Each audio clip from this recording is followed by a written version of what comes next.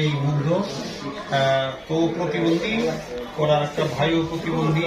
ওর এই গান করার মাধ্যমেই যতটুকু টাকা পয়সা পেয়ে থাকে মানুষের কাছ থেকে ভালোবাসা, সেই সবটুকু ওর ভাইয়ের পিছনে ওর নিজের লেখাপড়া সবকিছু মিলিয়ে এই গানের টাকাটা দিয়ে চলে।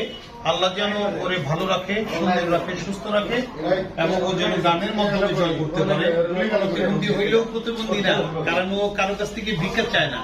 হ্যাঁ, ও গান দিয়ে মানুষদেরকে আনন্দ দিয়ে তারপরে যে বকশিস যে টাকাটা পায় সেই টাকা দিয়েও চলে। ও যেন সেই টাকা দিয়ে সুন্দরভাবে চলতে পারে, সেই জন্য সবাই দোয়া করবেন এবং লাইভটা বেশি বেশি করে শেয়ার করে দিবেন।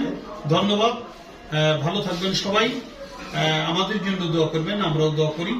আল্লাহ তাআলা যেন তুলি সরকারকে ভালো রাখে, সকলে বলি আমিন।